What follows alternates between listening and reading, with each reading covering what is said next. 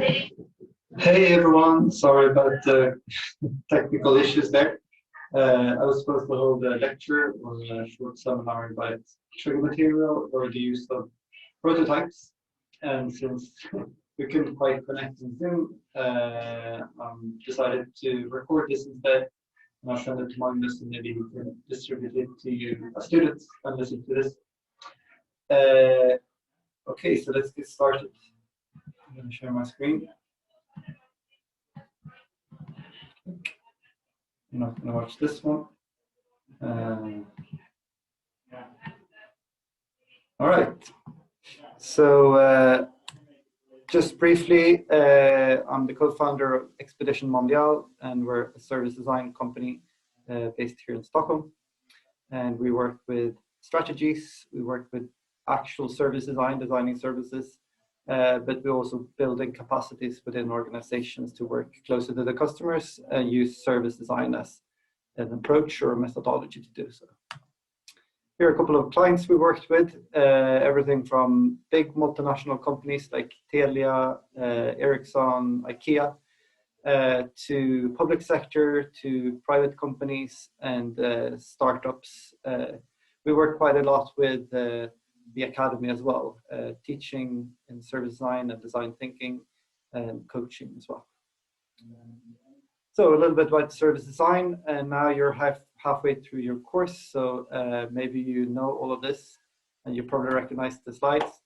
It's an iterative process where you start with understanding the customers and the users and the stakeholders involved connected to a service or a system. And then you analyze the insights and you start to see patterns maybe. And then based on that, you ideate and then you create trigger material. So here's an example from Vasa Museum here in Stockholm, where we observed museum goers to kind of understand their process. And we followed them throughout the process, before, during, and after, to kind of ask them questions and try to understand what are their needs and the behaviors. And then when you analyze, there are several different frameworks of doing this. You can use clustering, or you can use the customer journey map to kind of sort and visualize kind of the data you collected. And of course, since Corona, since half a year back, we usually did this with sticky notes physically in a room, but now we work as often with Mural or Miro or something like this to kind of digitally do this analysis. And based on the analysis and your insights or your hypothesis, you can formulate ideas. And of course, these ideas are then made concrete by creating this trigger material or these prototypes. And then you bring these prototypes and the trigger material out to the customers, or the users again, to see, okay, what happens now? What if you had this in your hand? Or what if it worked this way instead? I'll skip this. And as you know, this process, you can illustrate it as a double diamond.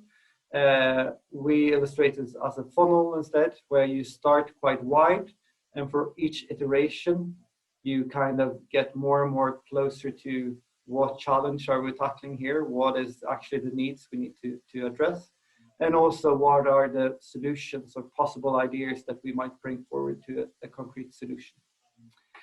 So once again, you start with defining the challenge, and then later on in the process, you co-create all these possible solutions. And once you've done that, you can start to detail the solution and implement. So why do you use trigger material or prototypes? Well, it's a way for you as a design team to kind of contextualize and make your ideas, make your visions or your thoughts up here tangible. And you can use these then to test your hypothesis, and later on in the process to actually validate your services or your solutions or your changes. And it's also a tool for co-creating ideas. So I'll show you a bit later, but early on in the process, these trigger material or the prototypes can be quite sketchy, and they're quite approachable from the interviewee side or from the people you're interviewing or trying to understand, to kind of build on and add their own ideas. And by using these trigger material or the prototypes, you can also early on test ideas. So you don't have to build the whole app or the whole service from A to Z. You can actually quite early on, just by early prototypes or little mock-ups or sketching something on a piece of paper, you can test them before you put too much effort into actually building the change. I think I said this. So I'm going to show you a few examples. I just bombarded this with examples, so maybe I'll skip a few of them, but just to give you some ideas. So as I said earlier, like this funnel, you have to kind of understand where you are in this process. Are we still in the defining the challenge or the problem phase, as I think Mia calls it? Okay, then maybe you should have a certain mindset. Or are we actually into the detailing the solution phase? Do we know quite a lot? So you would use the trigger material or these prototypes depending on where you are in this process and what kind of mindset you have. So a few examples then from prototypes you can use to define the challenge. So quite often it's hard for the interviewees or the people you try to understand to put words on their latent needs and their situations or their challenges. So sometimes you can use trigger material just as kind of a focal point for a discussion or as the word trigger material kind of suggests, like as a trigger to kind of react or start to verbalize or talk about something. So this example is, we worked with Telia for many years back, years ago, and they had an offer or an idea where they wanted to sell complete internet. So we started very wide and we thought like, oh, we have to understand what is internet for people. And we went out interviewing people and we realized it's really abstract and vague and hard for people to talk about this. So we created this little black box, as you can see in the picture, and we just wrote complete internet on the box. And in the box, we actually put whatever Telia thought this offer should contain of. And then we could give this box to people and say like, oh, you just bought complete internet. What's in the box? And all of a sudden, like they actually could visualize and they could start to talk about what do they expect? What does complete internet mean for them? How would they use it? When would they use it? And then after the interview or at the end of the interview, they could lift the lid of the box and they can see what offers Telia was suggesting. And they could say like, oh, that's pretty smart. I forgot about that. Or actually, this is not at all complete internet. This is not what I would have expected. So trigger material to help people verbalize and get focus in your interviews, basically. This is another example. This is Matilda. She used to study at Konstfack here in Stockholm. She did a project about immigrants coming to Sweden. It was during the big crisis in Syria, or at the start of the big crisis in Syria. And for a lot of these people, it was hard to express what they've gone through. And Matilda didn't know like how to address this. So she used a map as a discussion. So people could point where they've gone. They could highlight certain things that happened during this journey. There were certain parts that maybe they didn't want to talk about. But then you can actually visually see it in the map, like there was a gap there. I don't want to talk about this. It was too traumatic or whatever. So this is also a trigger material to help people to talk and help you to understand. And maybe you have this common canvas or whatever to focus your discussion around. I can skip this, yes. Another example, quite funny actually. I wasn't part of this project, but I was part of designing this trigger material. You can see it's a box basically, a cardboard box with a whiteboard plastic film wrapped over it. So this was about understanding what a cook stove and what is cooking amongst women in India. And once again, it was quite abstract. Well, you cook, that's what you do. Like, I just need a good stove. Or like they just took for granted that this is how you do it. But then the researchers gathered a group of women, and they put this stove with a whiteboard film over it, and they just said like, "Oh, draw the perfect stove then." And then someone would start and draw a little bit and explain like, "Well, maybe the hob, where you heat up the pan should be this big, and maybe the switch for the heat should be over here, otherwise I would burn my arm." And then all of a sudden the other women would start like, no, it needs to be bigger. Or what if you cook this dish? Then you need two plates, hot plates. Do you do it like this? So all of a sudden they started to almost interview each other or compare notes. And the researchers could then just listen in and maybe ask follow-up questions or why questions to kind of understand further. So once again, trigger material to understand people. Well, this is another example. I worked with mango farmers in Kenya. This was a way for them to show us what an average day would look like. And because of the language barriers, we used pictures. So all of a sudden we could visualize what a day would look like, and then we could zoom in and point like, well, what happens here? Or, okay, here you're at the mango field. We've seen what happened before that, but what do you do here? Or what happens after you come back from the mango field? I'll skip this. Once again, we were working with the zone systems in the public transport in the Gothenburg region. They were changing it from 72 different sectors or areas to 3. So we used kind of visual material or this kind of model to give people to show us how would this, what would this mean in their everyday life, and how would this impact their life in the home, but also their travels with public transport.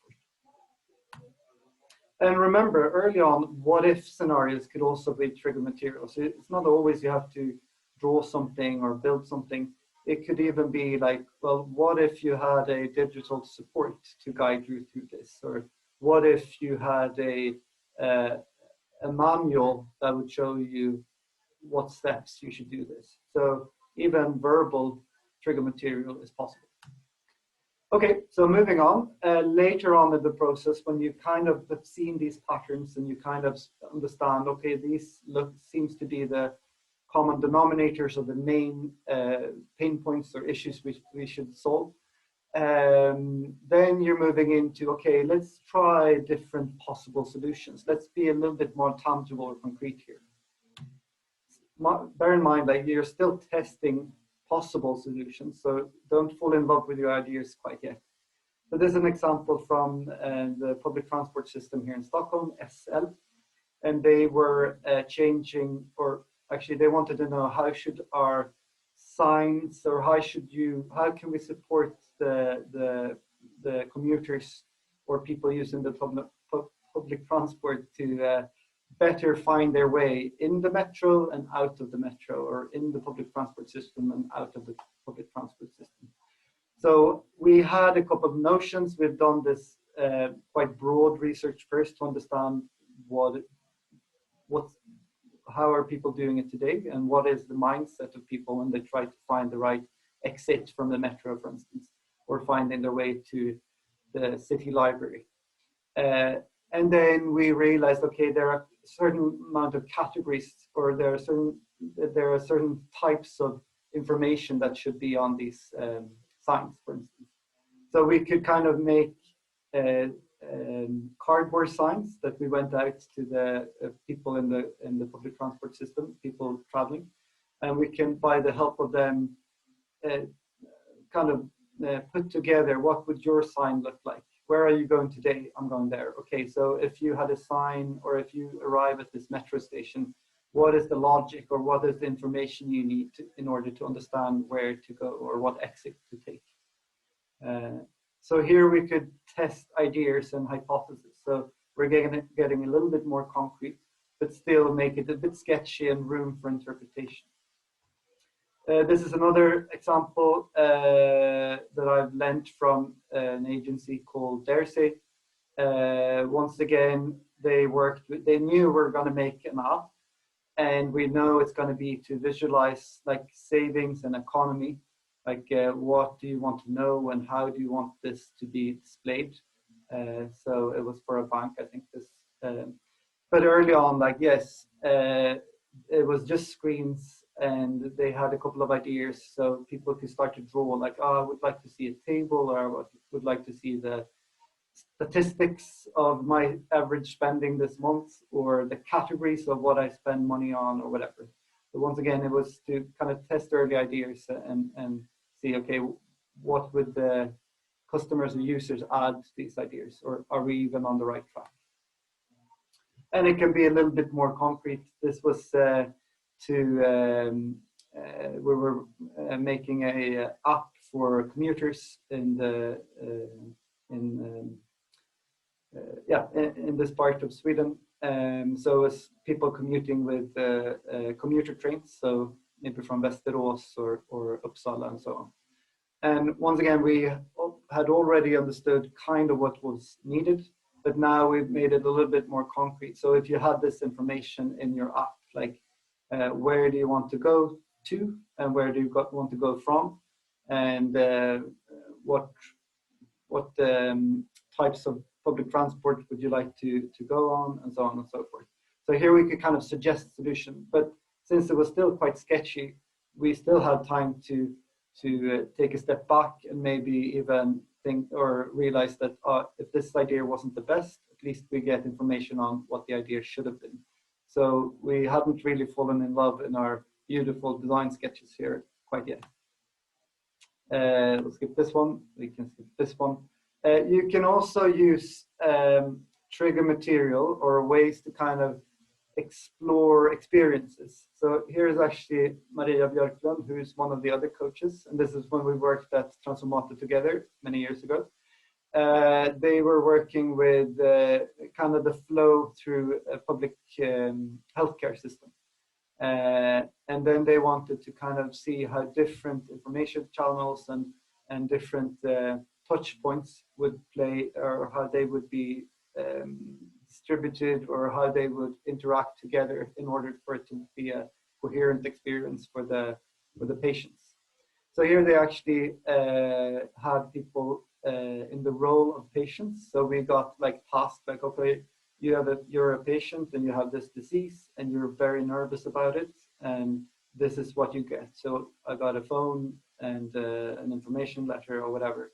So then we could role play through the whole experience, both digital channels and physical channels here. Trigger materials can also be a way to test functions. And once again, like since it's quite early on in the process, we don't have to build all of these functions. There are super cool programs where you can do clickable prototypes, wireframes, and quite high resolution things that actually looks like it works. But it's not always needed, and it's not always good.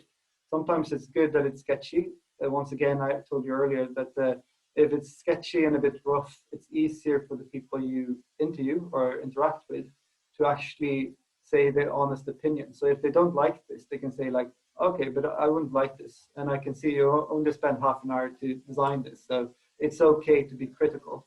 Or if it's a bit sketchy and rough like this, you also make room for interpretations where the people you interview can kind of add on this and come up with their own ideas or their own suggestions or solutions. So this was an app for people with ADHD, how to manage their economy so they don't spend all their money the first weekend.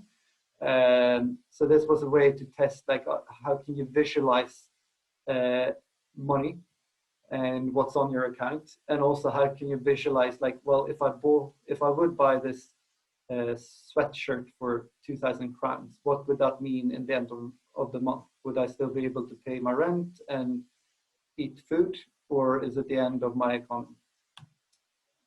Yeah, and you can use trigger materials to test flows through different channels. This was, I think, the Försäkringskassan we worked for. So if you got this information letter and then you got this information or this screen or these tools in your web browser, and you got this SMS and you got this feedback or whatever, how would that work? So you can sketch up like scenarios or flows and tests. And then finally, like when you've done a couple of iterations, of course, you know quite well what are the problems, or who is it a problem, and what are actually quite good solutions or ways forward. Then you can start to become much more detailed. So here's something we tested also in the public transport system here in Stockholm, where we actually gave people a task. Okay, you're here, you're going to this exit, how will you get there? And then we could kind of make screen dumps, paper screen dumps with instruction or information, and just to see, like, are they following this logic? Do they understand what to do? Have we missed anything? And in this particular case, we actually labeled, or we changed the signs at the Fridhemsplan metro station with so we could actually test live and see, okay, does this work, before we scale it up and do a change in the whole public transport system. Here's another example from Försäkringskassan. After many iterations, we knew what kind of information do you need, how should it be structured, in what order, and then we could make, in this case, it was like an information letter. So then in the last parts, we could just check, like, okay, the language or the wording, is that correct? Or you know, can you really see in what order you should do things or whatever? So here, our ideas and our trigger material or prototypes are very, very detailed, because we already know that the general idea is good. We've tested that early on. And now we're actually interested in just checking and validating and maybe tweaking the details. And of course, if you work digitally, you can then make quite detailed versions of your digital solution, where you can test flows, where you can test, do you see the button to click? And is this like the right structure? Is this the right size of text or whatever? So the margins for change is much smaller, but still you're much more sure in this stage of the process, in the narrow end of the funnel, that we're actually building the right thing. So once again, put your mindset to where are we in this process? Are we trying to understand the challenge? Are we testing possible solutions or possible ways forward? Or do we already know what the solution is, and now we're testing like the details? So when you're creating your trigger material or your prototypes, make them according to where you are in this process. So early on, the trigger material can be very sketchy and maybe just a discussion or focal point for a discussion. In the mid part of the process, start to suggest possible solutions, but be ready to kind of back away from your assumptions. And also make it still a bit sketchy, a bit rough, a bit unfinished, so that people understand that, okay, this is something that is still ongoing and something I can build on and criticize or change if I don't like it. And then, of course, later on in the process, that's when you start to finalize the final bits and pieces of your service or your solution. So there, maybe you don't have to leave as much room for interpretations, but you're rather testing the solutions or the details. Okay, so why do you use trigger material and prototypes? Well, partly you use it to understand more about the specific area or about this service or about this solution that you're building. And it's also a good way to learn more about the customer's expectations and needs. And you can use triggers to put words on these unspoken needs. For instance, what is internet? Or what is public transport in your life? But later on, it's also a way to test possible solutions and co-create, and then also to detail the finer parts of your solution. And how do you do this? Well, I've showed you loads of examples, but try to trigger some kind of storytelling. So show something that someone can react to and tell their interpretation or their story, or how would you use this in your life? And then once again, if you're early in the process, use the trigger material then to test your hypothesis or to spark a conversation. And if you're later in the process, you can be more detailed and precise. But please give room for interpretations, especially early on. And if you make it too nice and too finished, it's maybe not as inviting to comment on. And also cheat. So don't feel that you have to build the whole thing. You can test certain things. Don't feel that you have to program an app. There are really good ways of quickly prototyping, sketching, getting something out there that you can test.